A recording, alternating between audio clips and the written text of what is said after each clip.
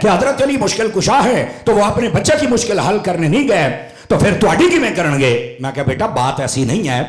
اب دیکھو نا 1400 اب یہ جواب شروع ہو رہا ہے. میں نے کہا 1400 سالوں کے بعد تجھے یہ ٹینشن پیدا ہو گئی کہ امام حسین شہید ہوئے اور کوئی نہیں گیا, جانا چاہیے تھا جبکہ ان کی یہ طاقتیں بھی ہیں. کہتا ہاں. تو میں نے کہا یہ بتا امام حسین کے ہوتے ہوئے کیا پتہ چل نہیں گیا تھا کہ انہوں نے شہید ہو جانا ہے؟ کہا بالکل. تو میں نے کہا پھر نبی نے اس وقت کی دعا کیوں نہیں کی؟ اگر میرے نبی دعا کر دیتے تو یہ ٹل جاتی. میں نے کہا یہ بتا کیا حضرت علی کو پتا تھا کہ حضرت امام حسین شہید ہو جائیں گے؟ کہا بالکل پتا تھا. تو میں نے کہا پھر حضرت علی ہی کبھی دعا کر, ساری زندگی کی ہے دعا. اور یا تو یزید بھی ہے نا تو گیا امام حسین بھی نے, لیکن امام حسین کی موت شہادت کی ہے تو وہ اونج مار گیا, تو جڑا مر گیا وہ تھا جو شہید ہوا وہ ہے.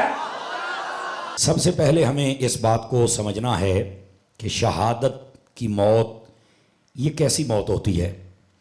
قرآن مجید کا اگر فلسفہ آپ دیکھیں تو اس میں یہ کہا گیا کہ جو اللہ کی راہ میں شہید ہو جائے تو اسے تم نے مردہ نہیں کہنا ہے. اچھا دوسرے پارے میں فرمایا کہ تم نے مردہ کہنا نہیں ہے. یہ بیٹا موبائل سے نکلیں گے تھوڑا سا ادھر دیکھیں ذرا, آنکھیں چاک پا کے سن یار, موبائل میں بعد میں دیکھ لیجئے گا. ہے قرآن کا فلسفہ یہ کہتا ہے کہ جو شہادت کی موت ہوتی ہے اس مرنے والے کو تم مردہ نہیں کہہ سکتے ہو. یہ شہادت کی موت کا فلسفہ قرآن نے بیان کیا ہے. جبکہ موت کو اگر دیکھا جائے تو کس کو کہتے ہیں کہ جب سانسیں بند ہو جائیں اور انسان کی سانسوں کی مالا ٹوٹ جائے تو بندہ فوت ہو جاتا ہے. موت یہ ہے کہ سانسیں کٹ گئی بندہ فوت ہو گیا. شہید کے ساتھ یہ ہوا ہے تو فرمایا مردہ نہیں کہنا. اب ذرا یہ غور کرنے والی بات ہے کہ نہیں ہے؟ اگر موت اسی چیز کا نام ہے تو پھر یہ شہید کو مردہ کیوں نہیں کہنے دیا گیا؟ تو فرمایا کہ یہ ایک دنیاوی حکم لاگو ہوتا ہے کہ جب بندے کی سانسیں کٹ جائیں تو بندہ فوت ہو جاتا ہے. لیکن حقیقت میں جہاں اور بھی ہیں, اس سے آگے بھی کچھ راستے ہیں, اس سے آگے بھی کچھ منزلیں ہیں. تو اب آپ کہیں گے وہ کیا ہے؟ تو اب آئیے قرآن کے حقیقی فلسفے کی طرف کہ موت اور حیات پھر کس کو کہتے ہیں. سانسیں نہ چلنے کا تو یہاں مسئلہ ہی نہیں ہے, بلکہ چلے بات کھول دیتے ہیں تاکہ آپ کو سمجھ آئے کہ میں کیا کہنا چاہتا ہوں. آپ قرآن مجید پڑھیں تو بہت سارے لوگ ہیں اللہ نے ان سے کہا کہ یہ زندہ ہیں لیکن پھر بھی مردہ ہیں. یہ کہاں ہے قرآن میں؟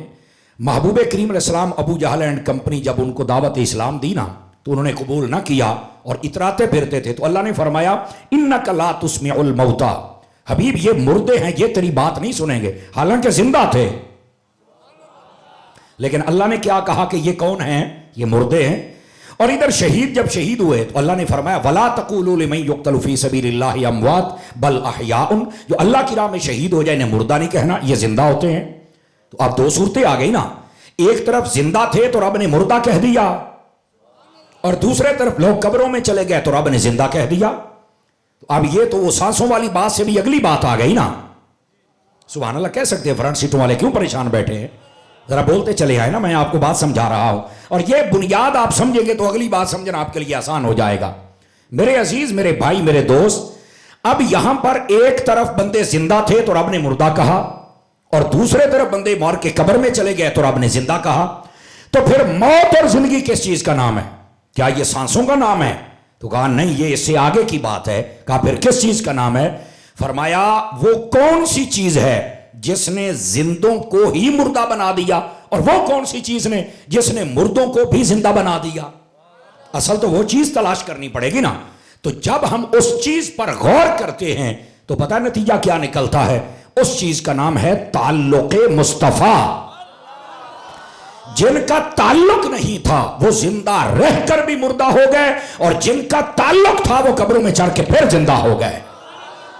تو یہ اصل مسئلہ نکلا کہ جن کا تعلق میرے مصطفیٰ سے جڑ جائے وہ زندہ ہو کر وہ مرنے کے بعد بھی زندہ ہوتے ہیں, اور اگر تعلق ٹوٹ جائے تو وہ زندہ رہنے کے باوجود مردے ہوتے ہیں جیسے کہ وہ کافر تھے.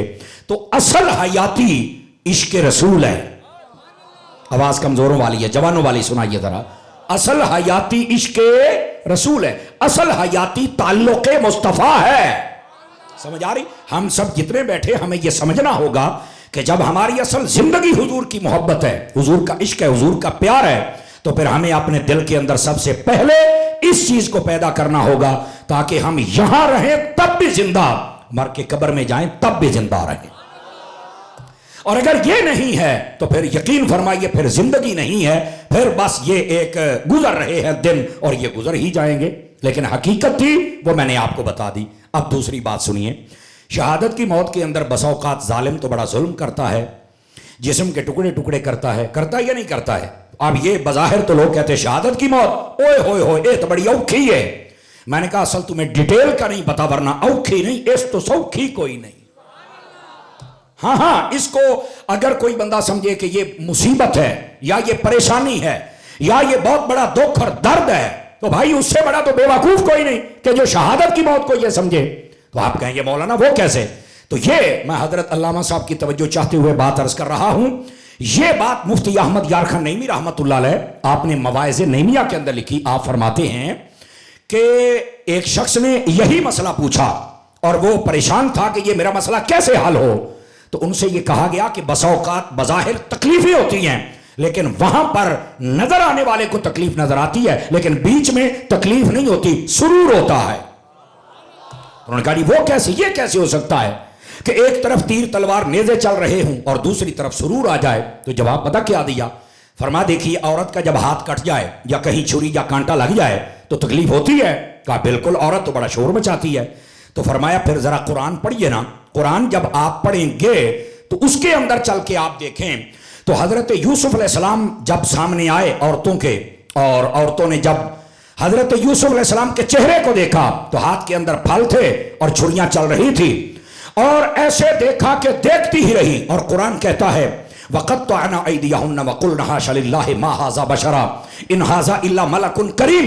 انہوں نے کہا کہ یہ تو کوئی بشر لگتا ہی نہیں، یہ تو کوئی فرشتہ لگتا ہے، اتنا حسین و جمیل ہے۔ اور ادھر سے چھریاں چلتی رہیں، پھل بھی کٹ گئے، ہاتھ بھی کٹ گئے، اور ان کو شعور تک نہ ہوا اور نہ شور مچایا، نہ کوئی مسئلہ بنا۔ تو کہا بتلائیے ان عورتوں کو تکلیف کیوں نہیں ہوئی؟ اب یہ بات سمجھ آ رہی ہے آپ سارے حضرات کو؟ اب جب یہ سوال اٹھایا کہ عورتوں کو تکلیف، حالانکہ عورت کو سب سے زیادہ تکلیف ہوتی ہے، تو جواب دینے والا کہتا ہے اس لیے کہ ان کے سامنے تو حضرت یوسف کا حسن تھا، تو یہ تو ادھر مگن ہو گئی، ان کو تو پھر تکلیف ہی نہیں ہوئی۔ فرمایا بس جب شہید ہوتا ہے اس کے سامنے پھر حسن محمد ہوتا ہے نا۔ سمجھ آ رہی ہے حضرات کہ نہیں آ رہی؟ تو فرمایا جس کے سامنے حسن یوسف آ جائے اگر اسے تکلیف نہیں ہوتی تو جس کے سامنے حسن محمد آ جائے صلی اللہ علیہ وسلم پھر اسے بھی تکلیفوں کا احساس نہیں رہتا۔ بلکہ پھر عشق کی بولی میں ترجمہ کروں تو پتہ کیا بنتا ہے؟ آپ سمجھتے ہیں کہ یہ شہید ہو رہا ہے اور بڑی تکالیف اس کے اوپر گزر رہی ہیں، پر وہ پتہ کیا کہتا ہے؟ مر کے پہنچا ہوں یہاں اس دل ربا کے واسطے۔ وہ تو یہ اس منزل پہ کھڑا ہوتا ہے اور ہمیں وہاں پر وہ تیر تلوار اور نیزے نظر آ رہے ہیں، جبکہ جو شہادت کی موت ہے اس کو لوگوں نے سمجھا ہی نہیں۔ اس سے بڑی راحت والی تو موت ہی نہیں ہے۔ کیسے؟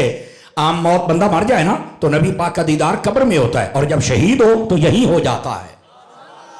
سمجھ آ رہی ہے نا؟ ابھی بھی کئی بندے سارے ہلا کے گزارا کر رہے ہیں، بولیے نا ذرا پیار کے ساتھ۔ تو عزیزان مکرم، اچھا پھر یہ صرف ایک پہلو ہے۔ اگر آپ اس کا دوسرا پہلو دیکھیں، خون کا قطرہ زمین پر گرنے سے پہلے اللہ گناہ بھی معاف کر دیتا ہے۔ کیا یہ چھوٹا اعزاز ہے شہادت کی موت؟ تو پھر اس کو مصیبت اور آزمائش کہنا کیسی بات؟ اور پھر تیسری بات بھی توجہ طلب ہے، تھوڑی سی آواز کھولیں گے جی ساؤنڈ کی، بہت پیارا ہے لیکن آج میں تھکا ہوا ہوں تاکہ میرے لیے آسانی ہو جائے۔ سامنے والے ڈبوں کی آواز کھول دیجئے۔ عزیزان گرامی ذرا اس بات کو سمجھنے کی کوشش کیجئے۔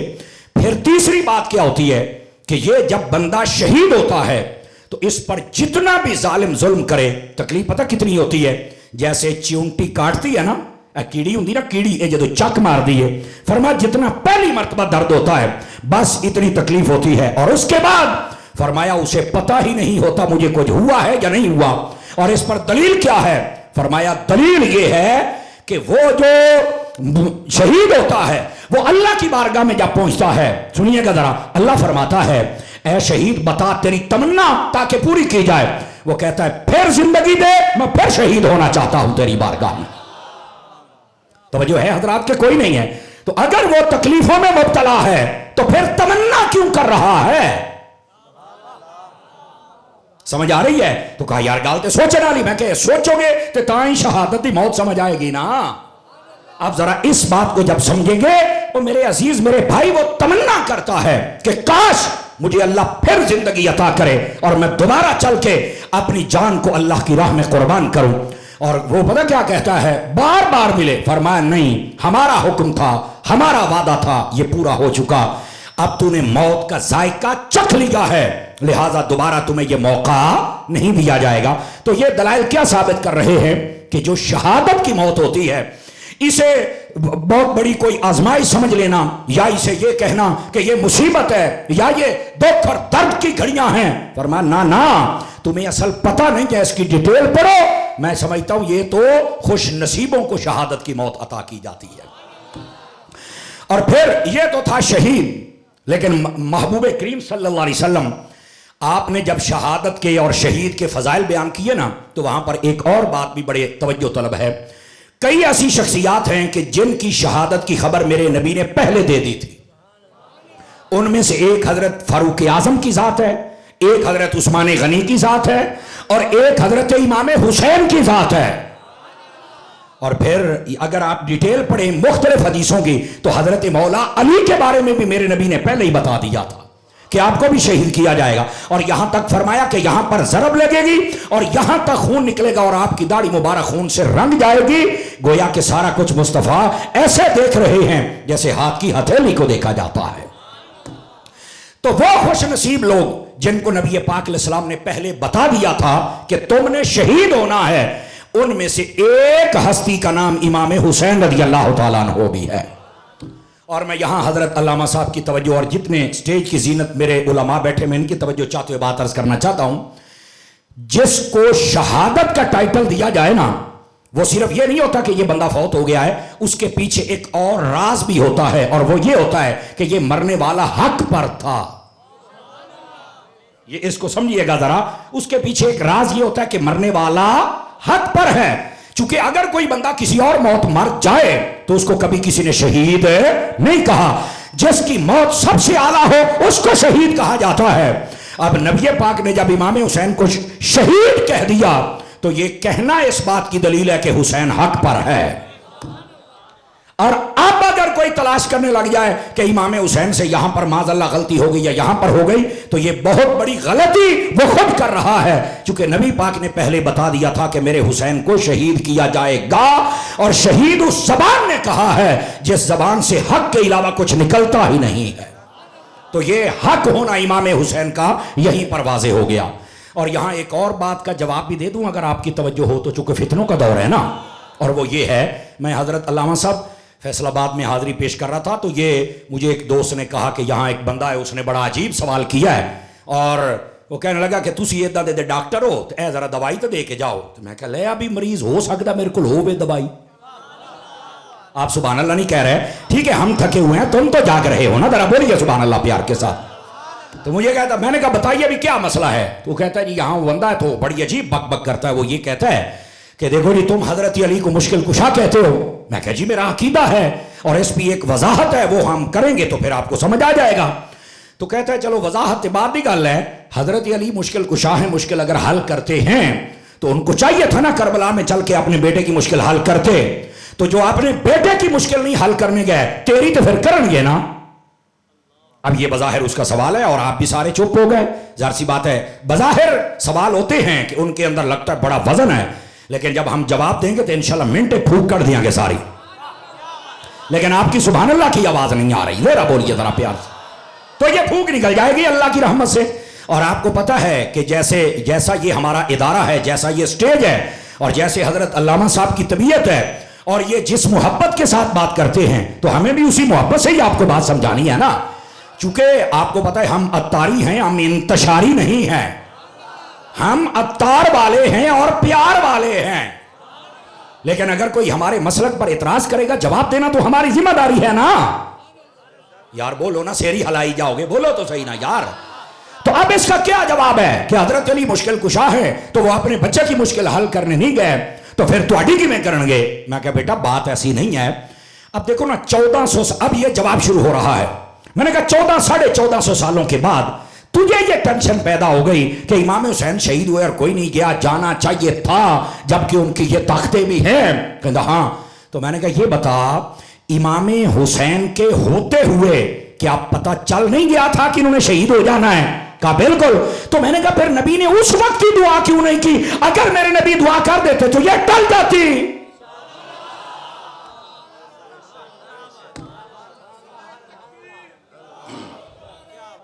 میرے نبی نے دعا کیوں نہیں کی؟ کہنا نہیں پتا. میں کہا اے پتا ہوں تو مسئلہ ہی کوئی نہیں سی ہونا. اور دوسری بات, میرے نبی پاک کو یہ پتا کہ شہید ہونا ہے اور آپ نے دعا نہیں کی, حالانکہ آپ کی دعاؤں کی طاقت کیا ہے؟ ڈوبا ہوا سورج آ جاتا ہے. سنی بنو نا یار, سنی بنو نا. یہ چاند کے 2 ٹکڑے ہو جاتے ہیں, درخت چل پڑتا ہے, پتھر بولنے لگ جاتا ہے, مردہ زندہ ہو جاتا ہے.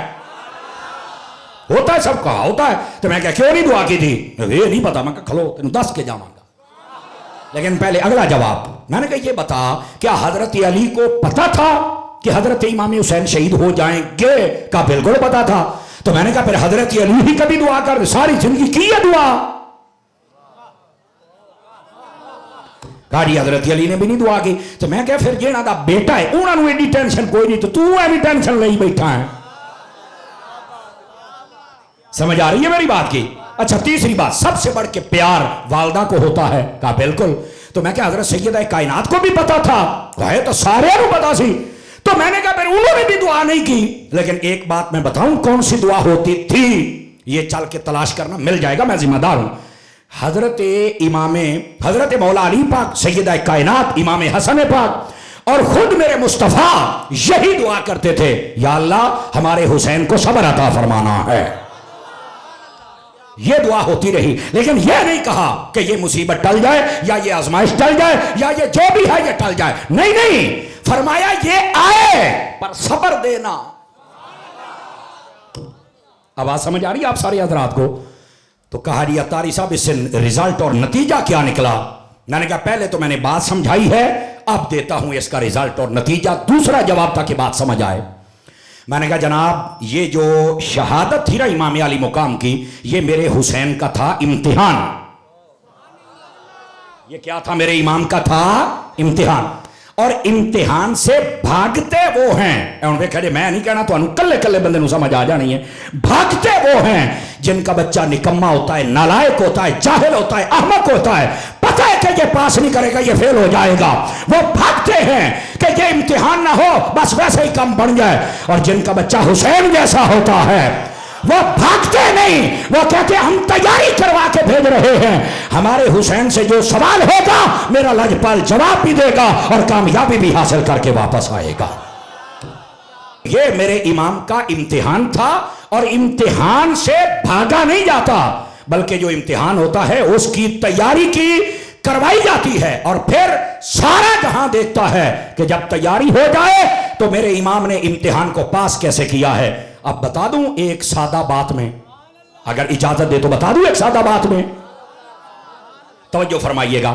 اب امتحان کیا تھا؟ ادھر دیکھیے بھائی, نہ مدینہ ہے نہ مکہ ہے اور نہ ہی کوفہ شہر ہے, کربلا میں روک لیا گیا, 3 دن کی پیاس بھی ہے, کھانا بھی نہیں, پانی بند ہے, ہر چیز.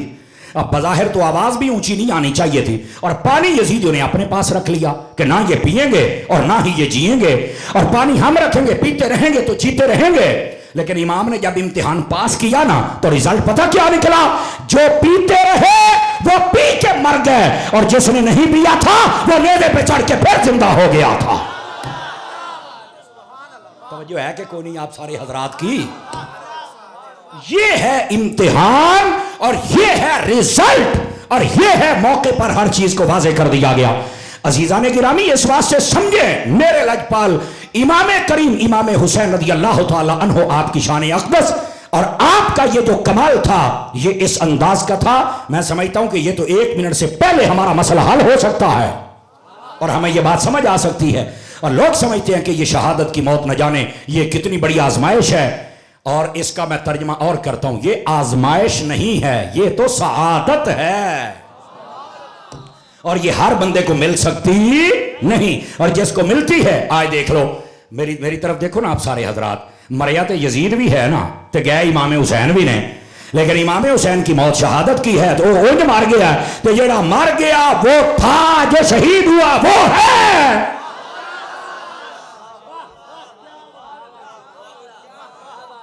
سمجھ آئیے سجنانو،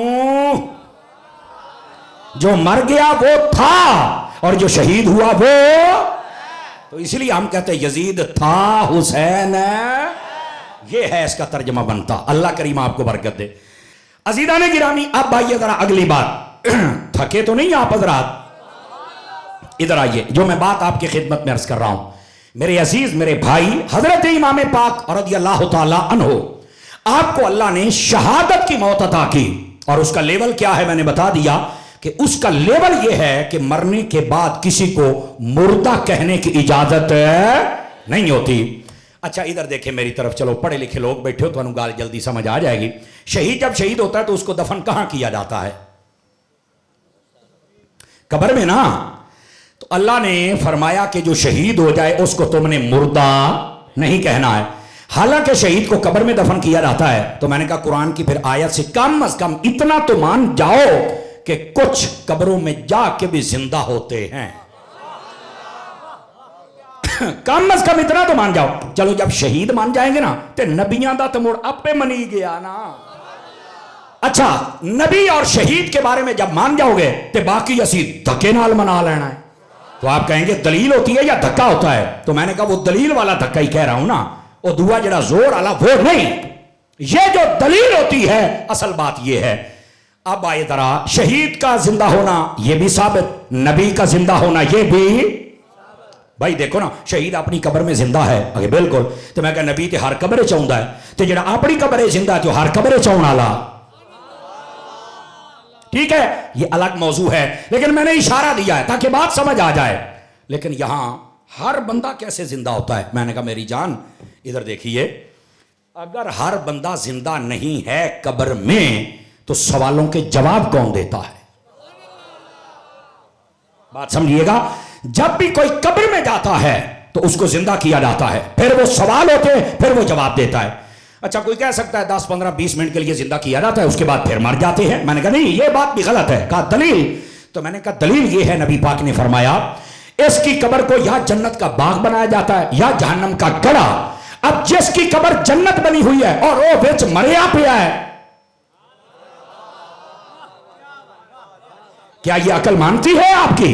ایک بندے کو سزا ملنی ہے اور وہ وچ مریا پوری قبر جنم بڑی پئی بھی انہوں لتریشن ہو گئے اور وہ آخری وچ مر کے مٹی ہو گیا، تو انہوں پتہ ہی کسی گل دا نہیں۔ او کاکا تو چل صحیح، پتہ سارا لگ جائے گا۔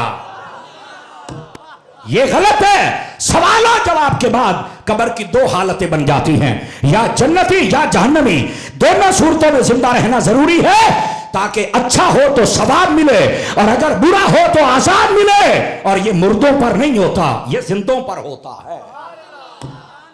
فرنٹ سیٹوں والے بولیں گے میرے عزیز میرے دوست میرے بھائی۔ عزیزان گرامی اب آ جائیے ذرا اگلی بات بھی، چونکہ یہاں مجھے پڑھے لکھے لوگ زیادہ نظر آ رہے ہیں۔ ادھر آئیے ذرا، اعلیٰ حضرت صاحب رحمۃ اللہ علیہ آپ نے فتاوی شریف کے اندر ایک روایت کو لکھا ہے، میں چاہتا ہوں کہ وہ بھی آپ کو سناؤں تاکہ مزید جو دل میں سوال ہے وہ بھی نکل جائے۔ اعلیٰ حضرت صاحب نے فرمایا کہ نبی پاک کی ایک حدیث ہے، میرے آقا کریم نے فرمایا انما خلقتم للابد، فرمایا کہ اے لوگو اللہ نے تمہیں ہمیشہ ہمیشہ کے لیے پیدا کر دیا ہے۔ جڑے پیدا ہوئے بولو تو صحیح نا یار، یہ تو بہت ہی یا جناب لیے آپ بالکل چپ۔ دیکھو میں کلونی والے دے نال ہاں، جڑے باہروں آئے تھوڑے نال مہاجے کوئی نہیں ہویا، تسی تو میرے مزاج نو جان دیو سجنو۔ دوبارہ پھر سنیے تاکہ یہ میں نقطہ آپ تک پہنچانے میں آسانی محسوس کروں۔ جب سے انسان کو پیدا کیا تو فرمایا ہمیشہ ہمیشہ کے لیے پیدا کر دیا ہے۔ اچھا جب پہلی مرتبہ میں نے یہ پڑھا تو میں پریشان ہوا کہ انسان ہمیشہ ہمیشہ کے لیے پیدا، تو پھر اس کا کیا مطلب ہے کہ وہ قبر میں جاتا ہے، سوال و جواب ہے اور لوگ کہتے ہیں مر گیا ہے، یہ ہمیشہ ہمیشہ یہ کی مطلب ہے۔ اب میں گیا استادوں کے پاس، اسی واسطے میں کہتا ہوں استاد ہونا چاہیے، استاد ہونا چاہیے، کیونکہ جو استادوں سے بیٹھ کے پڑھتا ہے وہ سمبر بنتا ہے، جڑا کمریاں چ بیٹھ کے خجل ہوئے وہ پلمبر بنتا ہے۔ تو ہم استادوں والے ہیں نا بھائی، سمجھ آ رہی ہے میرے سجنانو؟ تو ہم بھائی استادوں والے ہیں، میں استادوں کے اور یہاں مدرسین علماء بیٹھے ہیں اور طلباء بیٹھے ہیں.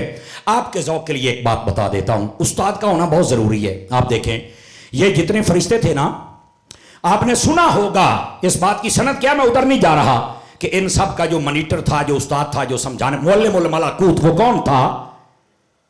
بولو نا.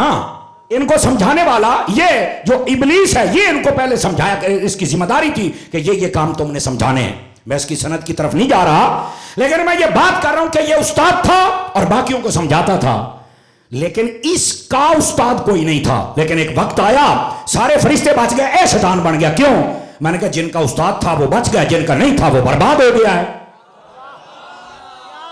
یہ بڑی گہری گل ہے. اس واسطے اپنا استاد بنایا کرو. جس کا استاد نہیں ہوتا وہ برباد ہو جاتا ہے، وہ جتنے مرضی بڑے بڑے دعوے کرے وہ برباد ہو جاتا ہے. اس واسطے استاد کا ہونا ضروری ہے. اپنے استاد کے پاس آیا کرو، پڑھا کرو، سمجھا کرو. اللہ نے بھی ڈائریکٹ قرآن اپنے حبیب کو نہیں دیا، بلکہ فرمایا الرحمن علم القرآن، رحمان نے قرآن پڑھایا ہے.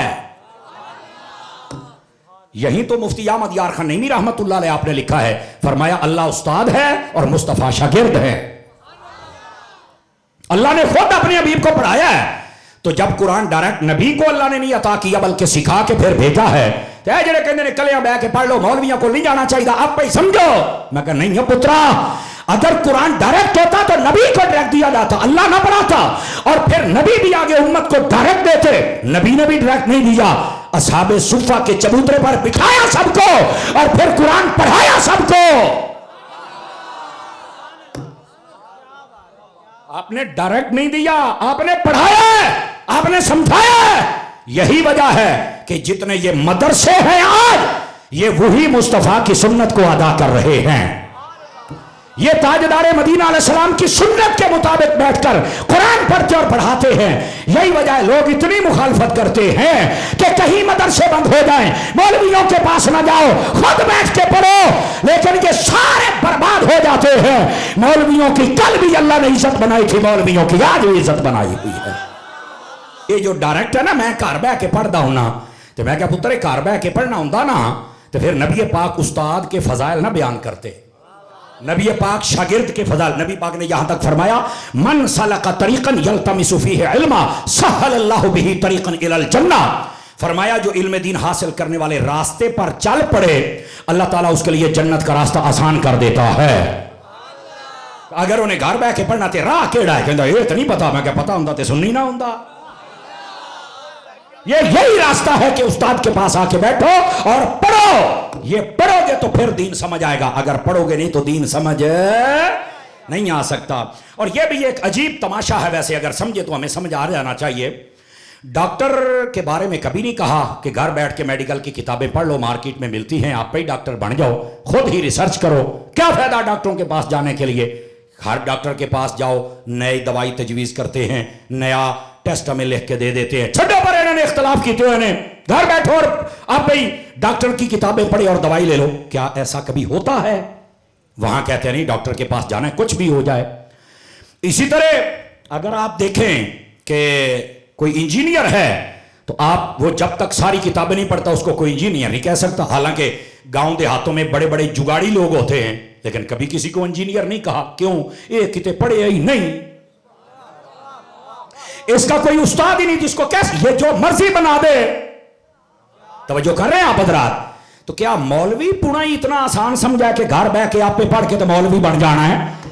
جیسے ڈاکٹر بننے کے لیے پڑھنا پڑے گا، انجینئر بننے کے لیے پڑھنا پڑے گا، ویسے ہی عالم بننے کے لیے بھی استاد کے پاس چل کے پڑھنا پڑے گا. اور اگر نہیں جائیں گے تو بربادی کے سوا کوئی چیز ہاتھ آ سکتی نہیں ہے. اچھا اگر آپ تھکے نہیں ہیں تو اس بات کو مزید آ کے لے کے چل سکتا ہوں. توجہ میری طرف، گوڑے چھڑ کے بھی سونے سیدھا ہو کے، بالکل بالکل آپ بھی سیدھے ہو کے بیٹھیے میرے چاند، آپ کی بڑی ضرورت ہے ہمیں. ادھر دیکھیے، محبوب پاک صلی اللہ علیہ وآلہ وسلم، آپ کے دیوانوں، حضرت امام پاک رضی اللہ تعالی عنہ، اگر آپ کی ذات والا صفات کو دیکھا جائے اس تناظر میں تو ان کی شان وراء الورا ہے. لیکن میں بات کیا بتا رہا تھا کہ نبی پاک نے فرمایا اے انسان تمہیں جب سے پیدا کیا ہے ہمیشہ ہمیشہ کے لیے پیدا کیا. اب اس کا مطلب کیا ہے؟ مطلب یہ سمجھا رہا تھا، اور ساتھ میں مدرسہ، استاد اور اس کی اہمیت میں نے بتلائی۔ اب آئیے اس کا جواب سنیے۔ جواب یہ ہے، اللہ نے سب سے پہلے انسان کو پیدا کیا عالم ارواح کے اندر۔ عالم ارواح سے اس نے جگہ بدلی تو یہ آ گیا اپنے باپ کی پشت کے اندر، پھر اس نے جگہ بدلی تو یہ آ گیا اپنی ماں کے پیٹ کے اندر، پھر اس نے جگہ بدلی تو یہ آ گیا دنیا کے پیٹ کے اندر، پھر اس انسان نے جگہ بدلی تو یہ آ گیا قبر کے پیٹ کے اندر، پھر اس نے جگہ بدلی۔ آپ کی توجہ نہیں ہو رہی کیا؟ پیسے والے دیکھی جاندے ہو تسی گل کو نہیں چھوڑ دے پہ میری، بولو ذرا سبحان اللہ پیار کے ساتھ۔ ہماری قوم کو بات سمجھنی چاہیے، میں کوئی بات کر رہا ہوں آپ سے بھائی۔ انسان جب سے پیدا ہوا ہے یہ جگہ بدل رہا ہے۔ یہ کیا کر رہا ہے؟ یہ جگہ بدل رہا ہے۔ پہلے عالم ارواح میں تھا، پھر باپ کی پشت میں ہے، پھر ماں کے پیٹ میں ہے، پھر دنیا میں ہے، پھر قبر کے پیٹ میں ہے، پھر حشر کے پیٹ میں ہے، اور پھر اگر بعد اب ہوا تو جنت میں جائے گا، وہاں ہے۔ میں ہر ذی شعور بندے سے کلام کر رہا ہوں تو میں نے کہا مار کے مٹی کتھے ہویا، اے تا تھاں بدلدا پھردا ہے۔ اب سوچنے والی بات ہے کہ کوئی نہیں آپ حضرات کو؟ یہ تو بیچارہ اپنی جگہ بدلتا پھر رہا ہے۔ عالم ارواح میں تھا تو وہاں زندہ تھا، وہاں کے ماحول کے مطابق۔ باپ کے پس میں آیا تو وہاں زندہ تھا، وہاں کے ماحول کے مطابق۔ ماں کے پیٹ میں آیا تو یہاں تھا، یہاں کے ماحول کے مطابق۔ دنیا میں آیا تو یہاں کے ماحول کے مطابق۔ اب جب قبر میں جائے گا تو وہاں زندہ ہوگا وہاں کے ماحول کے، اور جب حشر میں آئے گا تو وہاں زندہ ہوگا وہاں کے ماحول کے، اور جنت میں وہاں اے مریا کتھے تھاواں بدلدا پھردا ہے۔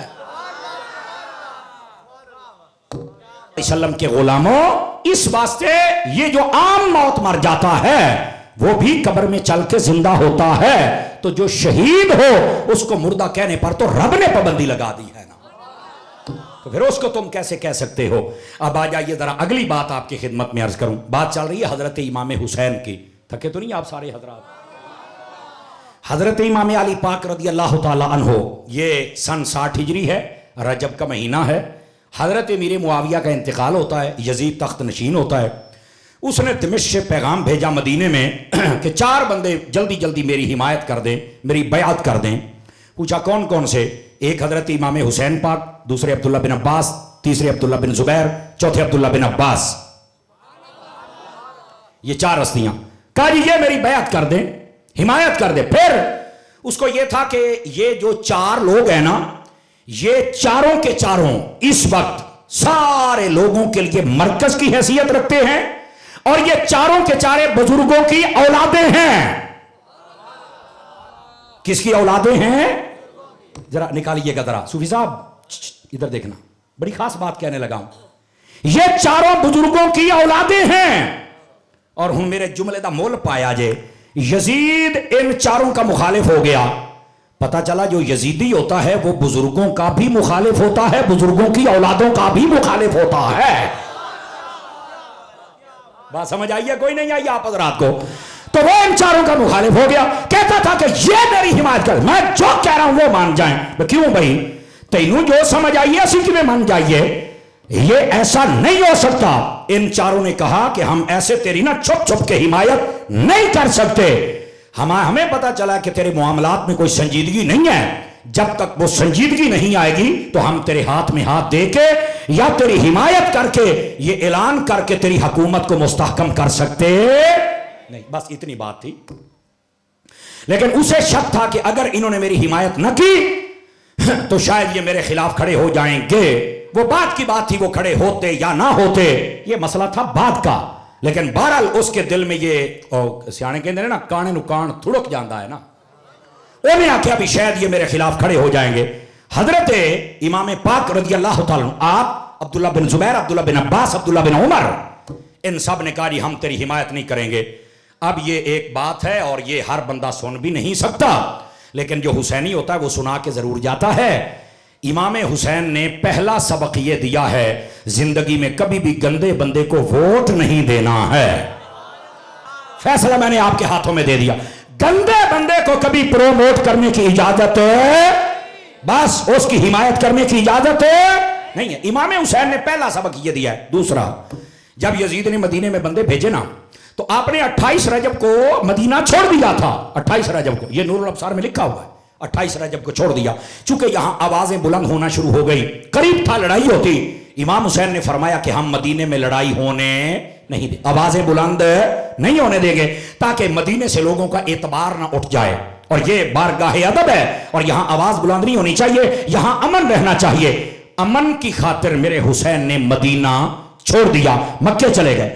جب مکے پتا چلا کہ لوگ لڑائی کرنا چاہتے ہیں, 4 مہینے کے بعد مکہ بھی چھوڑ دیا امن کی خاطر, پر آپ نے لڑائی نہیں ہونے دی.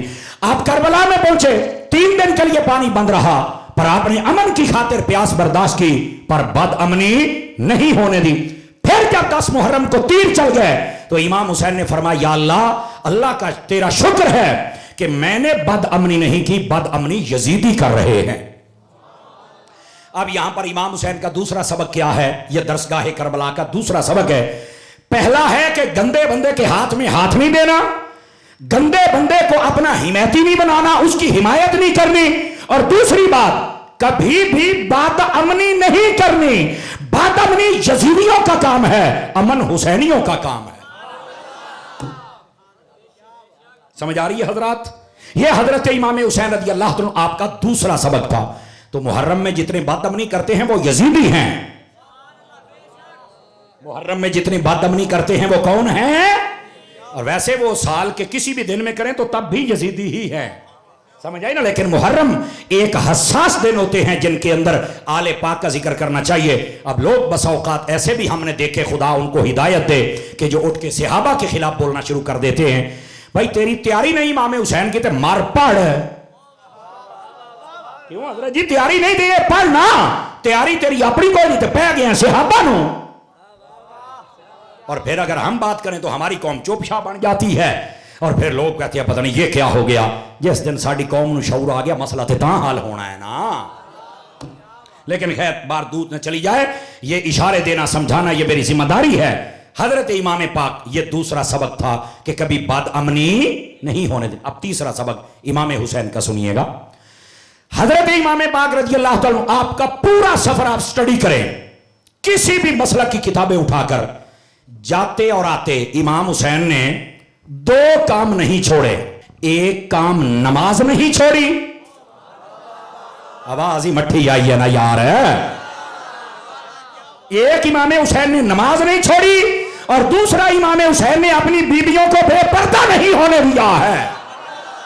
ہاتھ اٹھا کے بولو, ہاتھ اٹھا کے بولو ذرا سارے سبحان. یہ 2 کام نہیں چھوڑے. پہ تھلے ہوں تینوں اگلی گل سناواں, اور آپ ذرا مسکرا کے سبحان اللہ فرمائے نا, تاکہ اگلی بات سناؤں آپ حضرات کو. امام پاک کا پورا سفر سٹڈی کر لیں آپ, 2 کام نہیں چھوڑے. نہ نمازیں اور نہ ہی عورتوں کو بے پردہ ہونے دیا ہے, با پردہ. پتہ چلا حسینی ہوتا ہی وہ ہے جو نمازیں بھی پڑھے اور جن کی عورتیں بھی با پردہ رہیں. اور اگر بندہ یہ کام نہیں کر سکتا, اس کو امام حسین کا دوبارہ زندگی کا مطالعہ کرنا چاہیے, تاکہ پتہ چلے کہ اصل حسینی کون ہوتا ہے. اچھا اب آ جائیے ذرا ایک بات اور بھی آپ کی خدمت میں عرض کروں, توجہ ہے تو کروں. یہ بار بار پوچھنا ضروری ہے تاکہ شوق برقرار رہے اور ہم سب کو پتا. سب سے پہلے امام پاک رضی اللہ تعالی عنہ, گندے بندے کی حمایت نہیں کرنی, پہلا سبق. بد امنی نہیں کرنی, دوسرا سبق. نماز نہیں چھوڑنی, تیسرا سبق. ہائے مٹے ہو گئے. عورتوں کو بے پردہ نہیں ہونے دینا, چوتھا سبق. اور آ جائیے 5واں سبق, یہ بھی کربلا کے خطبوں میں نہ ہو جو چور کی سزا میری. حضرت امام پاک رضی اللہ تعالیٰ عنہ آپ نے اپنی بہن صاحبہ حضرت سیدہ زینب کبریٰ رضی اللہ تعالیٰ عنہا آپ سے فرمایا, اے میری بہن مجھے قسم اٹھا کے میرے ساتھ وعدہ کر, کل کا دن خونی طلوع ہونے والا ہے, تم سے منظر نہ دیکھا جائے گا.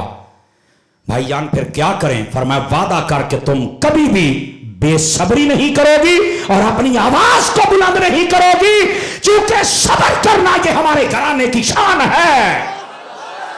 ہاتھ اٹھا کے بولو سارے پیار کے ساتھ, صبر کرنا ہمارے گھرانے کی. اگر یہ قسم نہ اٹھوائی ہو امام حسین نے, میں کہتا ہوں جو چور کی سزا میری ہے. اور اس پاک گھرانے نے صبر کر کے دکھایا ہے. آج ہمیں یہ درس ہونا چاہیے کہ امام پاک رضی اللہ تعالی عنہ آپ کی جو شہادت کے اصل سبق ہیں ان کو یاد رکھیں. ہم نے سارے سبق بھلا دیے اور بے صبری کا مظاہرہ کر کے ہم یہ سمجھتے ہیں کہ ہم نے امام حسین کو راضی کر لیا ہے. ہم بس اوقات پتہ کیا کہتے ہیں, اے تھوڑی جا سور لا کے اے امام حسین دی شہادت تو سناؤ. اچھا پھر وہ نا سامنے والے رونا شروع ہو جاتے ہیں, رو دھو کے چلے جاتے ہیں, اے جی امام حسین راضی ہو گئے نے.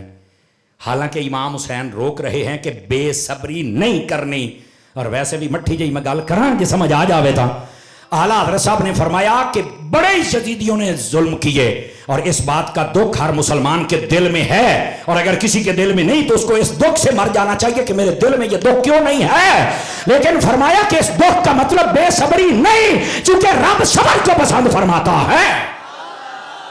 یہ اعلیٰ حضرت فرما رہے ہیں. اور میں اگر جاگو تے اپنے لہجے تے دا ترجمہ کراں بھی اعلیٰ حضرت کی کہنا چاہ رہے ہیں. اے ہن سجے کبے سارے نو ویکھے دیکھے نو سمجھ آئی. اعلیٰ حضرت یہ کہنا چاہ رہے ہیں کہ امام علی پاک پر جتنے مظالم ہوئے ان کا دکھ دل میں ہونا چاہیے, اور اگر نہ ہو تو بندے کو مر جانا چاہیے کہ یہ میرے دل میں امام کے بارے میں اتنے جو ظلم لوگوں نے کیے دکھ کیوں نہیں پیدا ہوا. لیکن صبر کرنا چاہیے. کیوں کہ شہید زندہ ہوتا ہے اور زندہ کے لیے رویا نہیں جاتا ہے. بولو تو صحیح. بات عرض کر رہا ہوں, وہ کہنا یہ چاہ رہے ہیں کہ جب شہید ہے اور شہید زندہ ہے, اور ادھر دیکھنا حسین تو ایسے زندہ ہیں جو نیزے پہ چڑھ کے پھر بول رہے ہیں.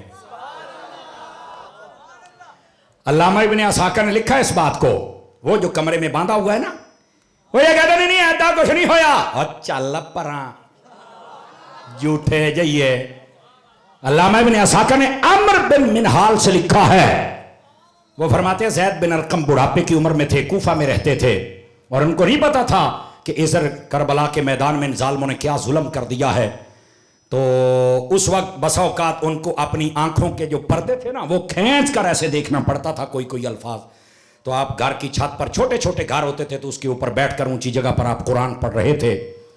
ادھر نیزے پر سر رکھ کے امام حسین کا جب کوفے کی گلیوں میں گھمایا گیا, کہتے ہیں کہ جب وہ سر اقدس اس جگہ پہ پہنچا جہاں پر وہ تلاوت ہو رہی تھی, اور تلاوت کے الفاظ کیا تھے, آیت کون سی تھی, ام حسبت ان اصحاب الکہف والرقیم کانوا من آیاتنا عجبا, جس کا مفہوم یہ بنتا ہے کہ کیا تم یہ گمان کرتے ہو کہ وہ جو غار والے ہیں وہ کچھ نہیں.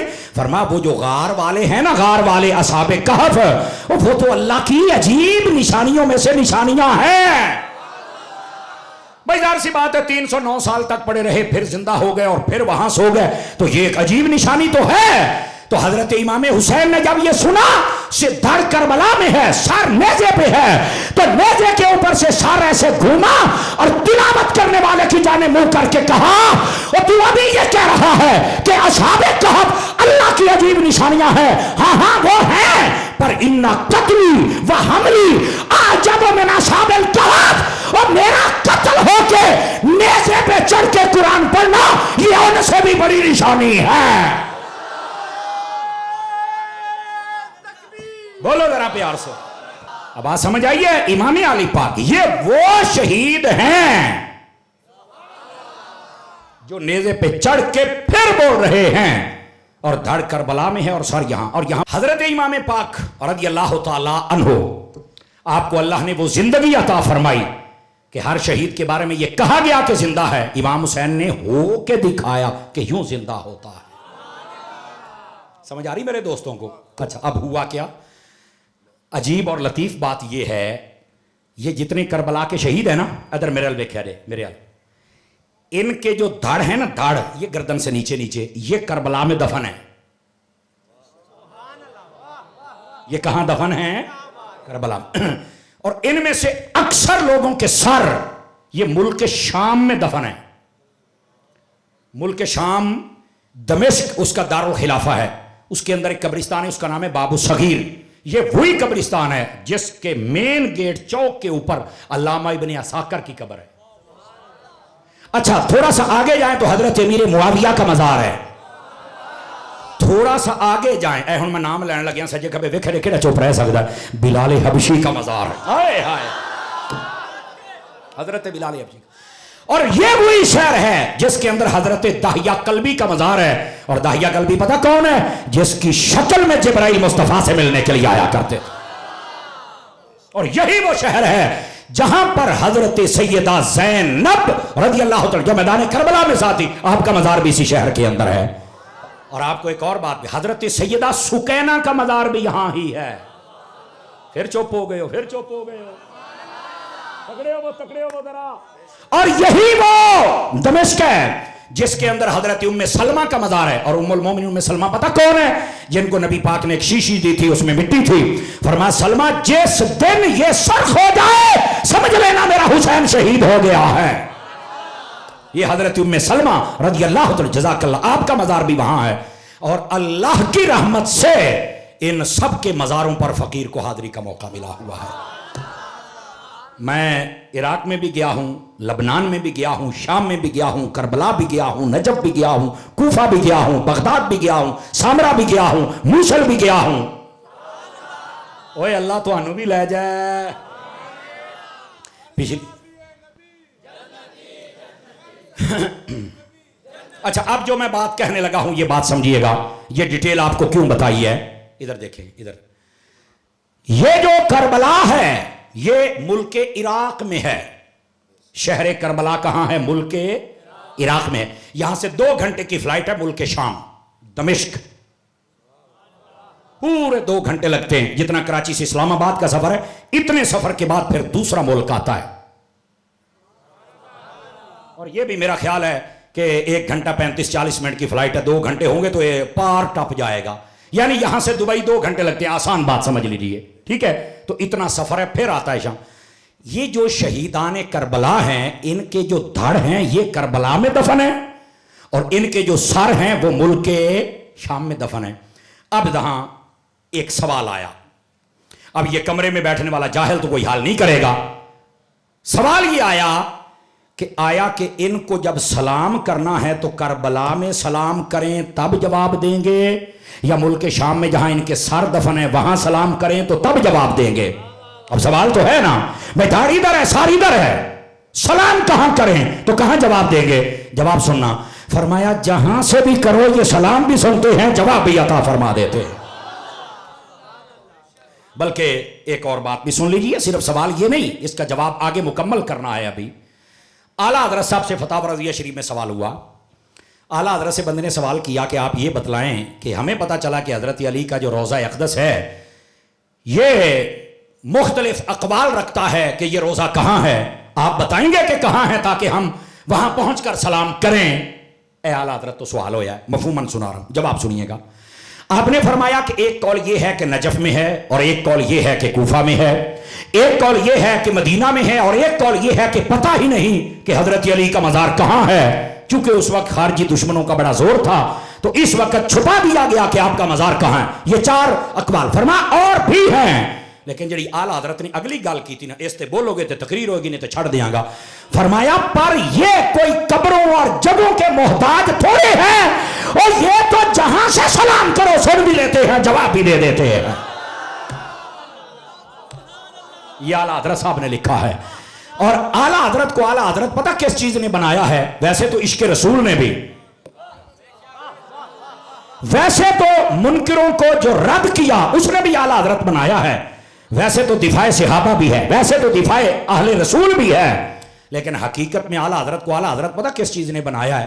آپ نے قرآن و سنت کا دامن نہیں چھوڑا ہے، ہمیشہ دلیل قرآن و سنت سے لی ہے. آپ تاریخ کی طرف نہیں گئے.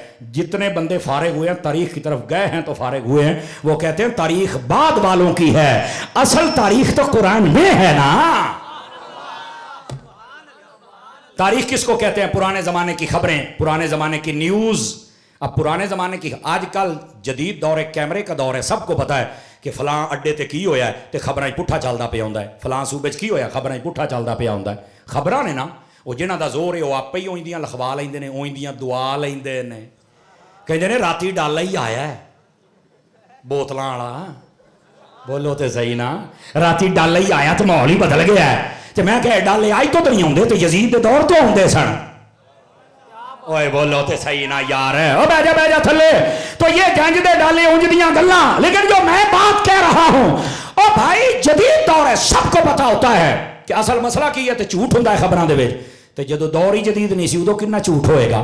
تو فرمایا انہاں خبراں نہ جا، جے جانا ہی تو قرآن دیا خبراں جانا جن کے اندر ہمیشہ سچ ہوتا ہے اور کبھی جھوٹ آ سکتا. اعلیٰ حضرت کو اعلیٰ حضرت اس چیز نے بنایا کہ آپ کبھی بھی اس تاریخ کی طرف نہیں گئے، آپ جب بھی گئے ہیں یا رب کے قرآن کی طرف یا مصطفیٰ جان رحمت کے فرمان کی طرف گئے ہیں. ویسے اعلیٰ حضرت کو ایک اور چیز نے بھی اعلیٰ حضرت بنایا ہے.